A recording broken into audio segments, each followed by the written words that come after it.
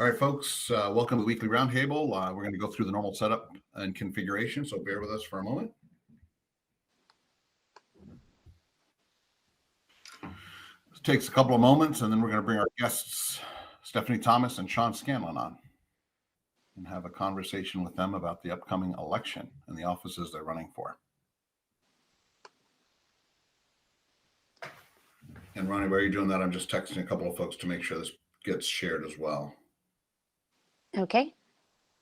So you keep doing your thing.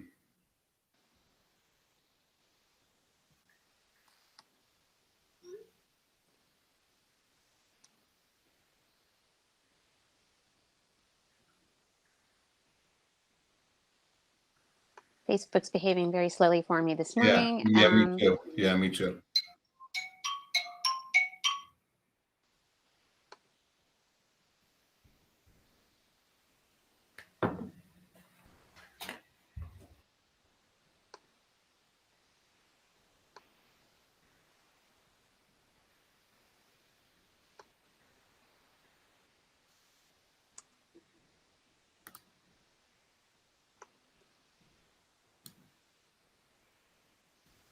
All right, it's being shared, John. I think we're good to go and bring everybody back up. Okay. All right. I got to do a couple things because I got everything out of order here. So bear with me.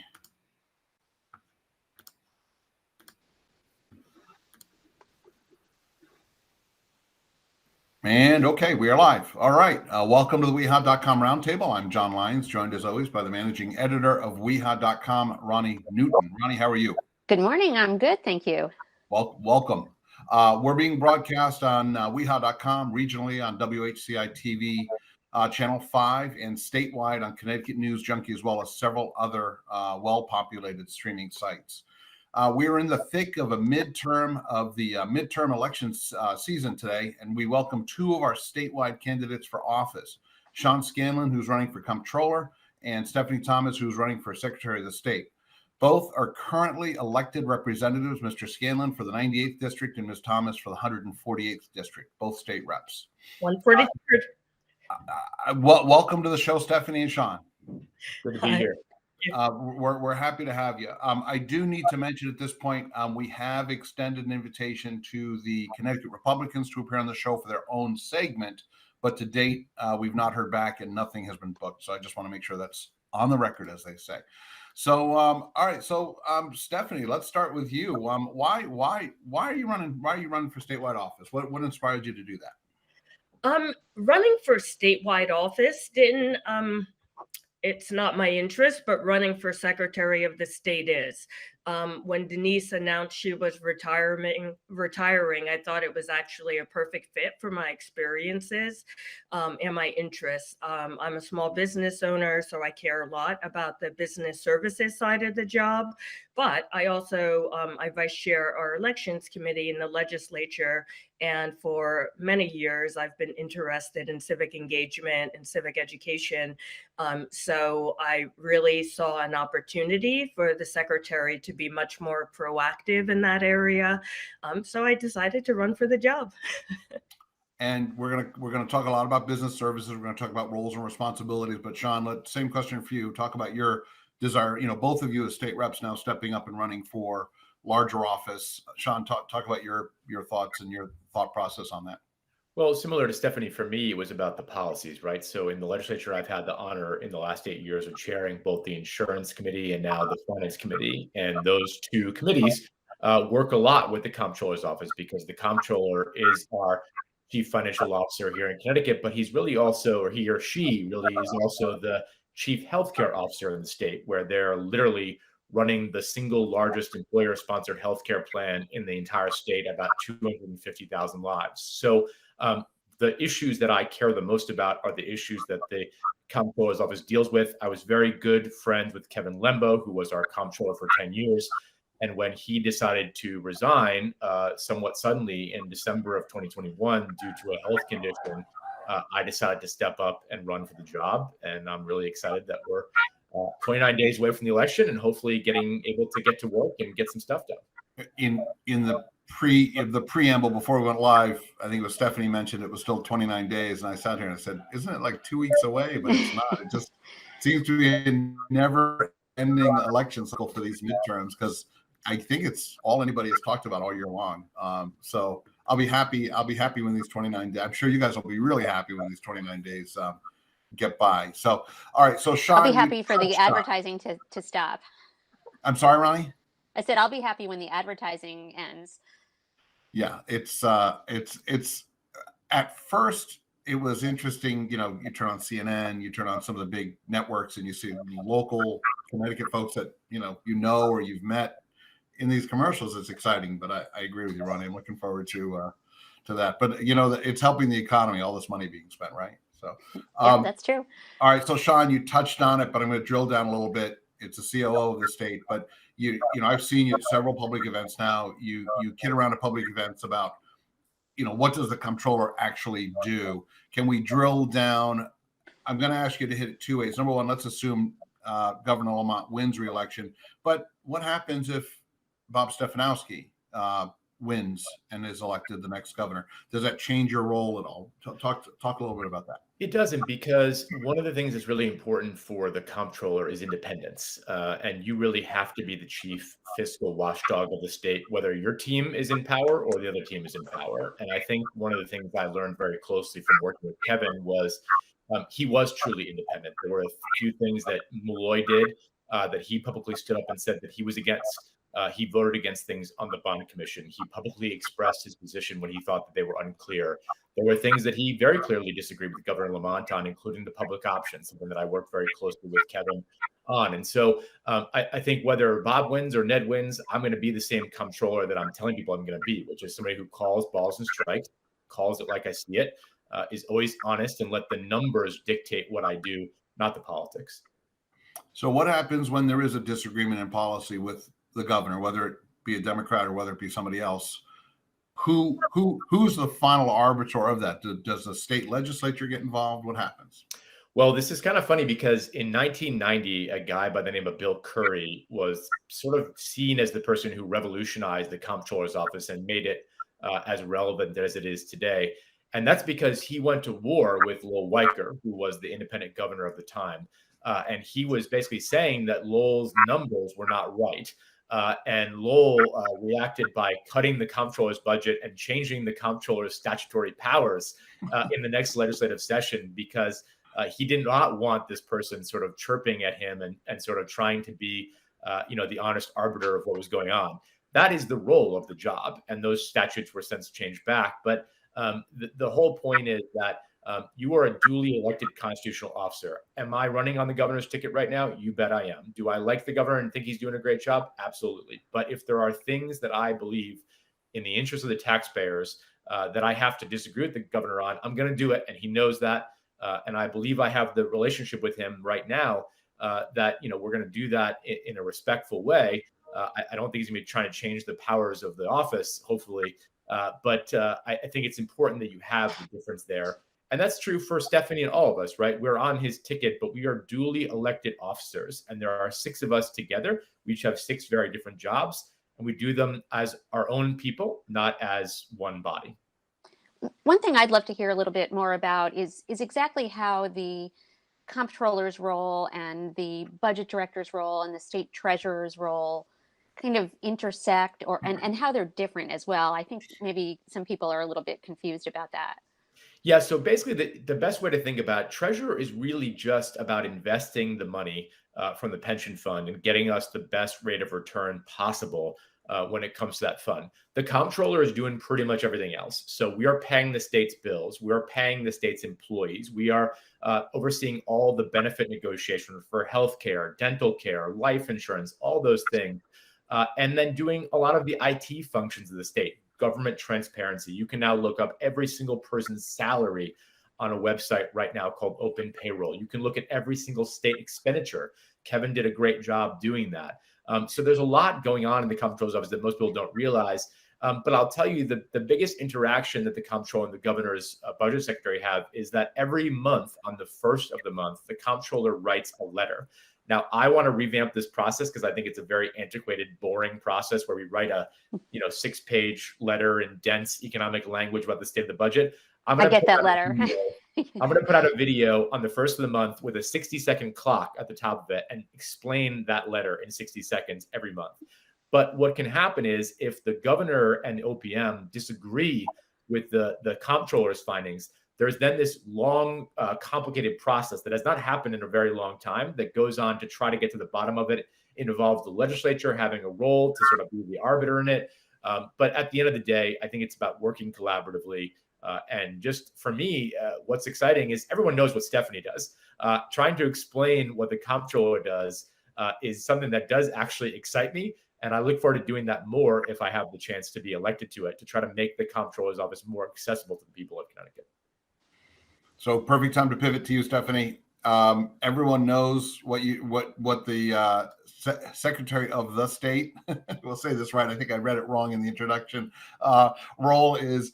Talk to us about what you see as the roles, what the roles and responsibilities are, how you would work with Sean if he's elected, how you work with Governor Lamont assuming he wins re-election. I was going to say, does everyone know what the secretary does? I actually don't find that to be true. I often ask people, raise your hand if you know what the job entails, and I get 2 or 3 hands. The election side has certainly received a lot of attention over the last couple of years, so people correctly assume that we have something to do with elections. But many people, for example, think registrars of voters work for the secretary. Not true. So we are the body who ensures that election laws are being administered and that we certify election results. But then we have the business service side of the job. So if you are creating a LLC, for example, or filing your annual report or your commercial recording division, all of those things fall within the secretary's purview, as well as some tracking around all that paperwork that they're passing over there in the General Assembly, and things like notary publics and justices of the peace. And there's a lot of administration. And it is receiving a lot more attention, but I always remind people that at the end of it, it's not about politics. It's a lot about process and efficiency in government, and also transparency in government. And I just want to take a moment to mention one thing Sean mentioned, and I think Kevin was so outstanding with his commitment to open data and transparency. And I share that same commitment. And the Secretary's office has been rolling out page after page over the last few years under Denise Merrill, the same type of transparency on the election side. And I hope to continue that as well. And please tell me, was there a second part to your question? It was a multi-part, but it was effectively about working with Sean, which you really touched on, working with Sean, working with the governor, or having to work with, if a couple of you win, a couple of you don't win, and you've got a mix of party affiliations throughout these offices. I could really say ditto to what Sean said. I'm certainly running on the governor's team. I think we have a great ticket all around. But at the end of the day, the voters are electing each of us separately. And if duly elected, I will be implementing all the great programs, policies, platforms that I've put forth since December when I got into the race. And but I look forward to whoever wins what office, I can work with everybody. And this position, it's really important that it is not political, and that it is not bipartisan, but nonpartisan. Everybody has to have trust in our elections and also our business services. People come from all stripes. So I have always had an open door and believe in two-way communication, and that won't change.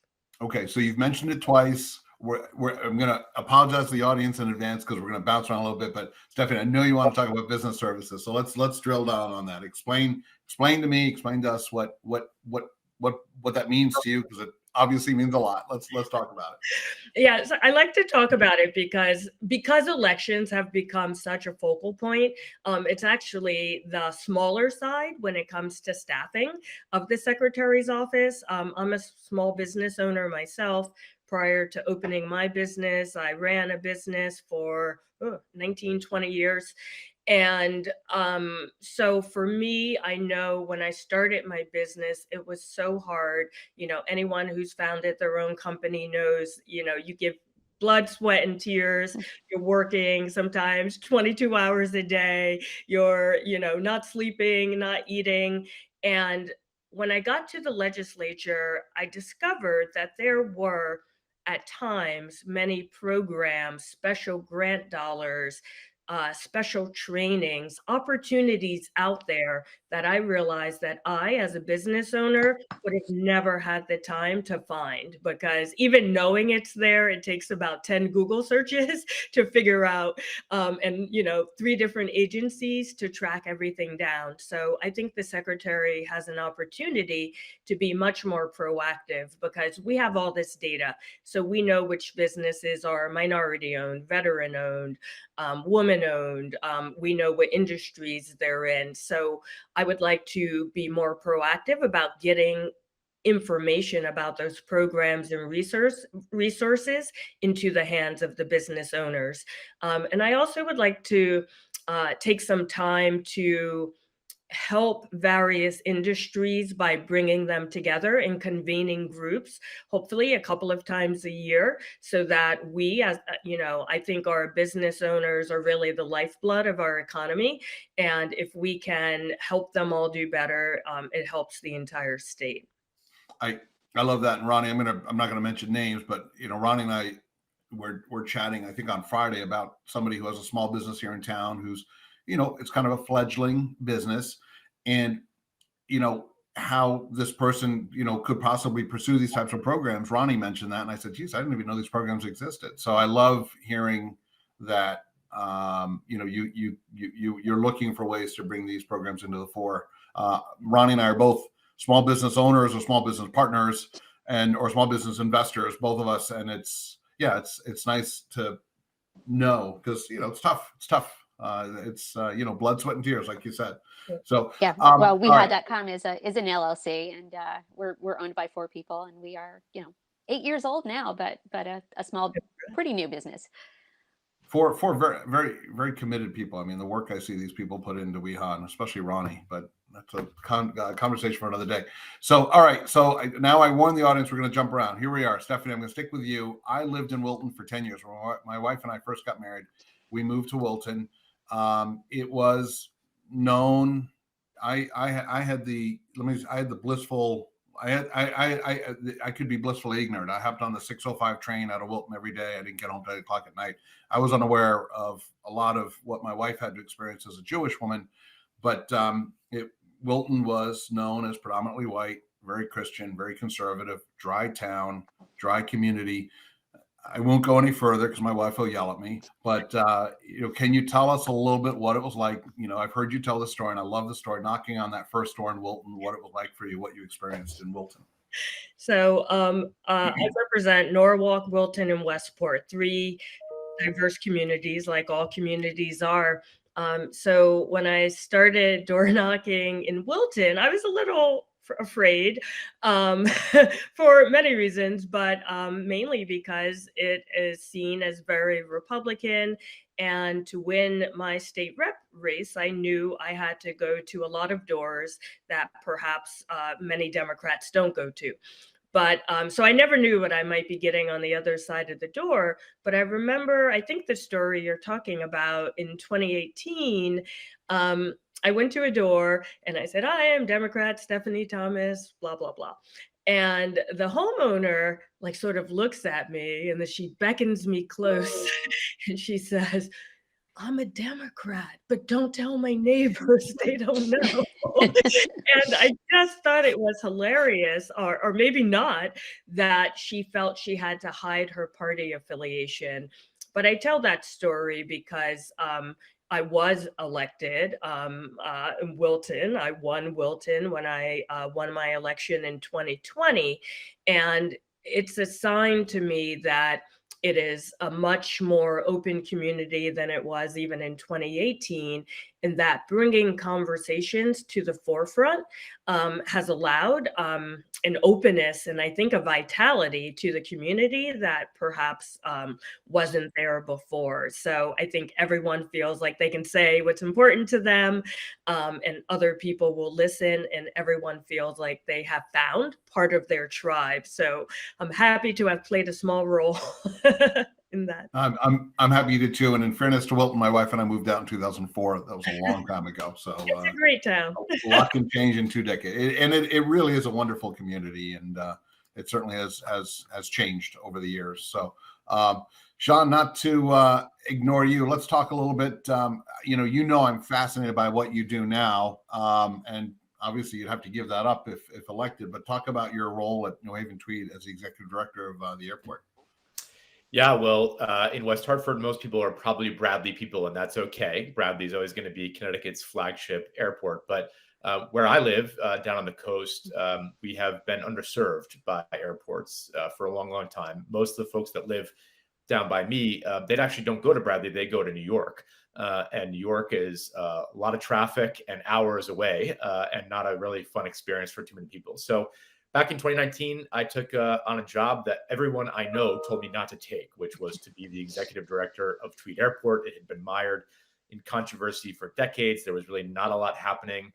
And when I started there, John, we had about 15 employees. We had one flight every day to Philadelphia on a 76 passenger jet, and really no ability to move forward. We were overly subsidized by the state and the city.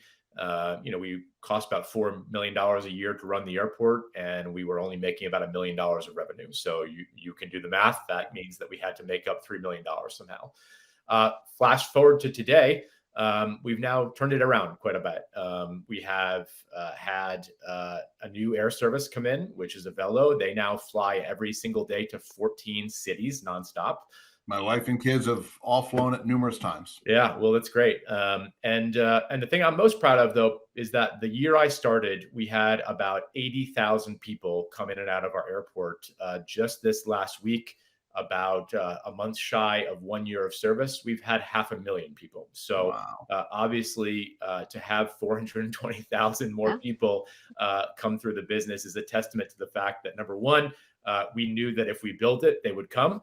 And number two, the response from the community down here has been incredible. And we have now created 200 plus new jobs, brought in all those new passengers, brought in all this new service. And I think at the end of the day, it's a great thing for not just Southern Connecticut, but all of Connecticut to have two viable airports that give people choices. Like I said, Bradley will always be bigger than us. We have no absolute ambition to get as big as them, nor could we. It's all about offering choices to consumers, and I think that that's what we're doing. Well, I think some of the low-cost airlines have really made it attractive even for people from West Hartford and this area to, it's not that much farther. So sure. And let me tell you, and I think about the cascading effects of this growth. I mean, I think of the restaurants in the airport, food services in the airport, parking, other services, other retail. I mean, there's so many opportunities. It's really exciting to hear. And I can speak firsthand. I mean, parking down there is easy. It's inexpensive. And, you hop on your Velo 737 in 2.5 hours, you're in Fort Myers. So anyway, pretty exciting. So, all right. So about the airport. So you mentioned some challenges.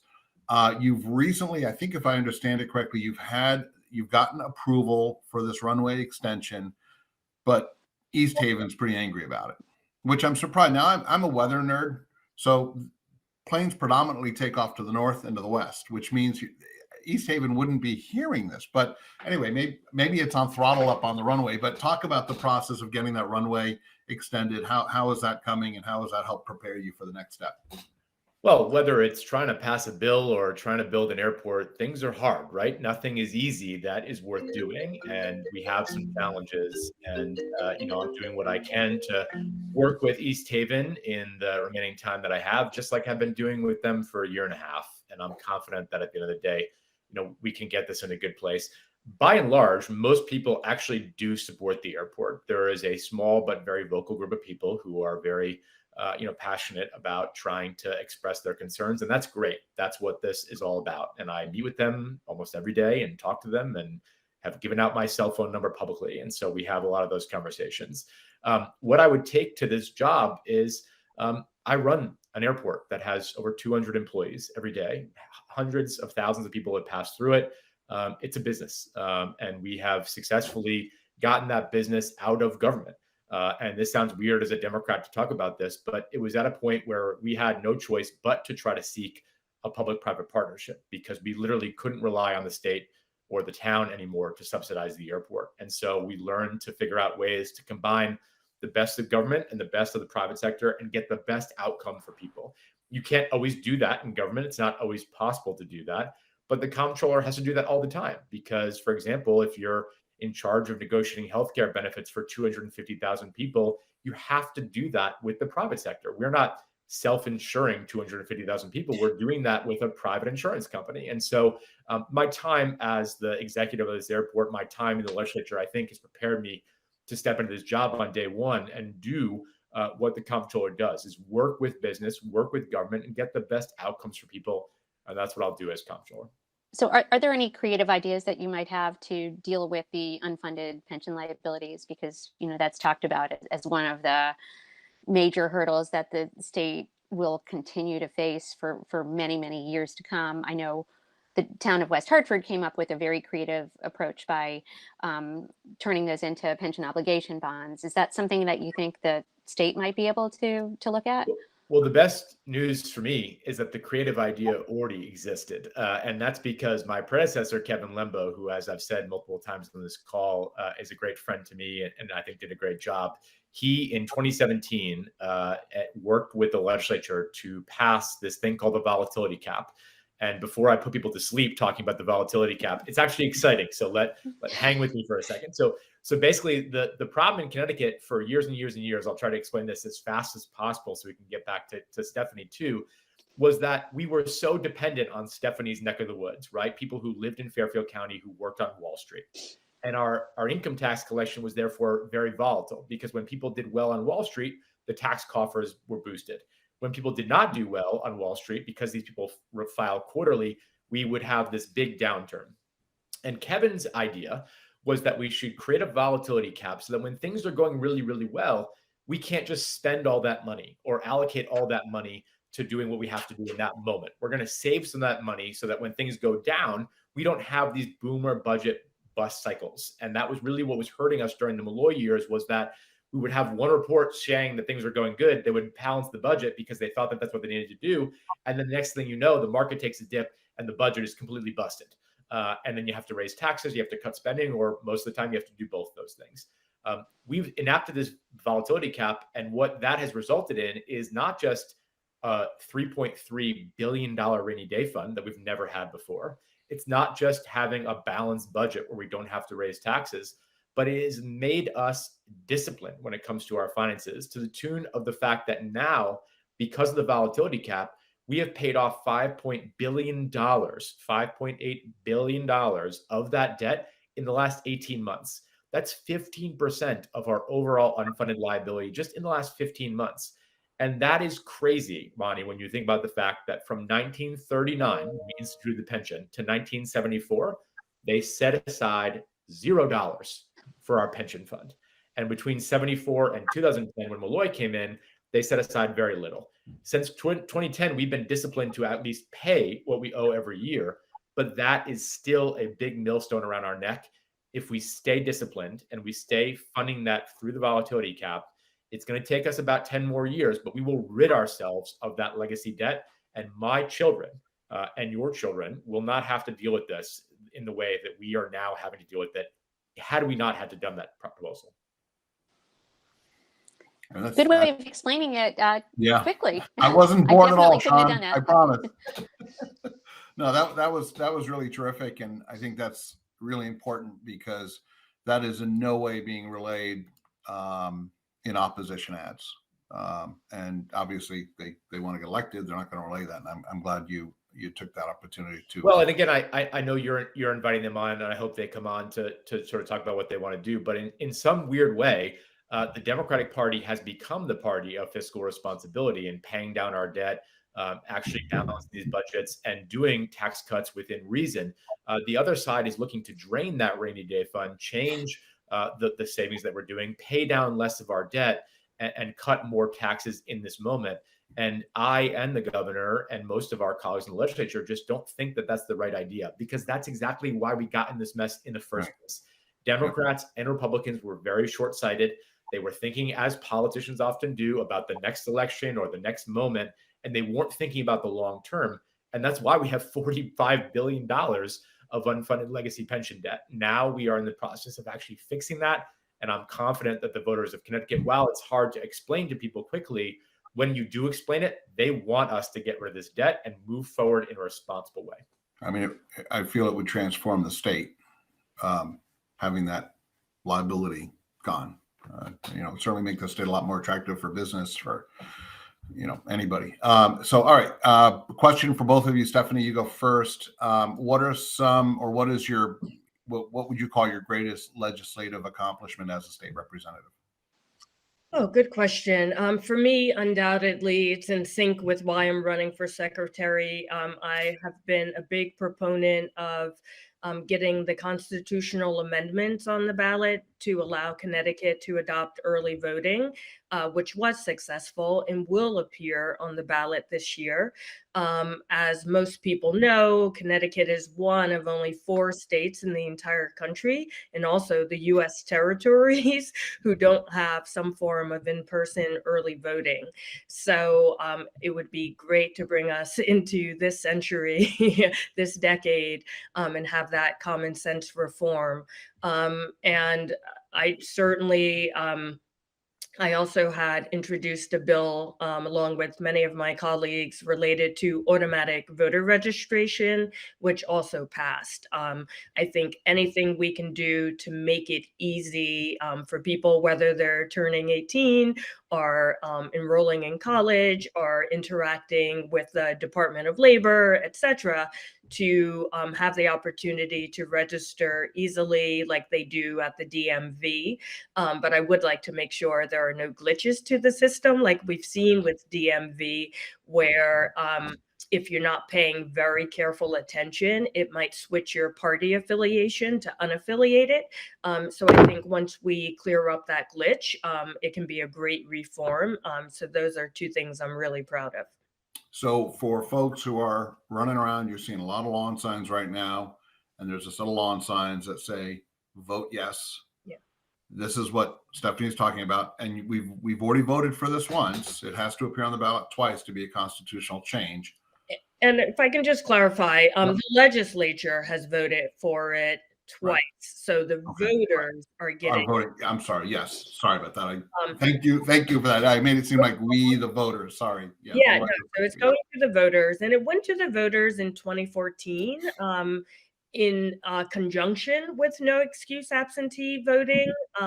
But there was no education campaign as part of that ballot referendum. And what happened is a lot of people got to the polls and had no idea what the question was talking about. It was also ill-worded, so it did not pass. It failed narrowly, but many people just left it blank. So I've been trying to educate people about what it means and what it doesn't mean. Some of the naysayers have been running around saying that, we can't vote for this constitutional amendment because then the legislature might decide to do 90 days of early voting, 6 months of early voting. Right. That is not true. The legislature can't decide anything until we pass the constitutional amendment. And as someone who vice chairs our elections committee and is running for secretary of the state, I've never heard any Democrat in the legislature talk about 90 days, let alone 6 months. Denise Merrill, when asked a couple of years ago what she would recommend, she said 3 days. And that is the type of system we're looking at here in Connecticut. And I'm really committed to making sure we make sure towns have the resources to implement whatever the legislature does pass. And oddly enough, 10 minutes ago, I just got a text that said Connecticut's Secretary of the State sample ballots are on for the November 8th election are now available for viewing online. That just came through. So Good. somebody's being informative. Yes, very good. Education. And I do think, I think this also, I mean, my opinion, but I think this also helped. COVID also probably helped because people really, they didn't want to vote, be in a long line of people, that sort of thing. So I feel like COVID might have had some impact. But anyway, Sean, talk to us about some of the legislative accomplishments you are proud of that you participated in. Well, I've been there for 8 years, and I've been really proud to pass, dozens of bills. Spent the first part of my time there working on healthcare. It's the single most important thing to me, and the reason why I ran for office in the first place. And passed a number of laws I'm proud of, like capping the cost of insulin and requiring every health plan in Connecticut to cover mental health and to cover the 10 essential benefits of the ACA. But I'll give you one that is really personal to me, which is that this year, as the chair of the Finance Committee, I was able to pass something I worked on for 2 years, which was to create a child tax credit here in Connecticut for families that have kids. I am a new dad. I have a 3-year-old and a 2-month-old, but that was not my motivation. My motivation was the way I grew up. My dad was a cop. My mom was a stay-at-home parent. And then, like a lot of families, my family's split up when I was 6. My dad moved back to New York, where he was from, and my mom raised me here in Guilford as a single parent. And she almost never had the resources that she needed to actually take care of me. She was literally working paycheck to paycheck. She started a small business of one, planning kids' birthday parties, and able to grow that business up substantially to be more successful. But it was hard. And I knew firsthand what a tax cut for her would have meant for her. And for me, in the last 2 years, I tried to focus on tax reform in the legislature. And usually when people talk about tax reform, that's code for cutting taxes for wealthy people and corporations. For me, it means cutting people that are working class, because they actually pay the most burden of all taxpayers in Connecticut on a disproportional basis compared to those at the top. So why should a cop or a small business owner pay more in taxes than somebody who's working on Wall Street? I don't know the answer to that. And I don't know why anybody can defend that. And so I've tried to do that. And we finally got it done this year as part of the budget. We did pass the largest tax cut in the history of Connecticut. I was proud to work very closely with the governor on that. But in that budget was the child tax rebate. And because of it, the parents of 307,000 Connecticut kids got between $250 and $750 as a rebate to help them deal with the inflationary environment that we are in right now, which is very, very hard for families like the one that I grew up in. And a little bit of money coming back on taxes that they already paid last year, again, disproportionately to their neighbors that are more wealthy, I think is a big step in the right direction towards getting finally tax fairness in Connecticut and making the state more affordable. And as comptroller, what I will focus on every single day is just how can we lower costs and make it more affordable? Because if the state is affordable, people can get out there and start that business. They can get out there and have that baby that they wanted to have, they've been saving for. They can buy that house. They can invest in Connecticut. And when we do that, that's how I think we really, truly grow the state from the bottom up, not the top down. I'm going to do parting shots, Ronnie, unless you have any more questions. No, I think I'm good. All right. So, Stephanie, I'll start with you. One sentence. Why should we vote for you? One sentence. I know, it's tough on a politician, right? We're brutal over here. I'm not a canned politician. I'm about the people, always have been about the people. I am about excellence in work, transparency in government. And I think people should vote for me because I will always tell it to them straight, but I'll also always listen. Yeah, and you've mentioned that a few times in this conversation, this roundtable, that about transparency, and I couldn't agree more in terms of how much we need transparency these days more than ever. Sean, how about you? I got a record of knowing how to get things done, and I will get them done to lower your costs. Hey, you did it in truly one sentence too. So anyway, so any questions for us? Any last thoughts before we wrap this up? So there is one question in the chat, but it's not really related to what we've been talking about. We unfortunately have some really weird glitch in our Facebook Live that dates back to a time when we actually interviewed somebody from Ukraine. And every time we start Facebook Live, it says live interview with somebody in Ukraine. So somebody did ask a question about having a student from Ukraine who moved to town and the family could benefit from some support services. Is there anything local to Central Connecticut?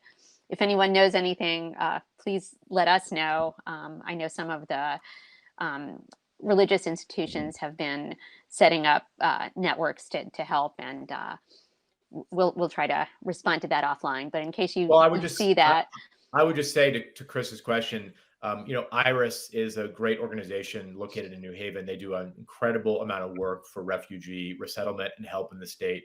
And I bet you if you call IRIS, the folks there would be able to try to point you in the right direction of, is there anything available to people to help out? right? Sounds good. All right. Yeah. And we, by the way, this background glitch, we do fix it. So it's not permanent. We can fix it, but it's just something that's happened, and it's living in the background there. And yeah, it's on the platform. yeah. It's something we can't fix ahead of the show. We have to fix it after the show. So anyway, Stephanie Thomas, thank you so much. Sean Scanlon, thank you. It was wonderful having you. I think these conversations are important, and I'm really happy that we were able to get your word out statewide. Plenty of people will see this, and we wish you best of luck in the next 29 days. And I'm sure we'll see you on the road between now and then, but best of luck to both of you. Thank you for coming on. So thanks so much for your time this morning. Thanks for having us.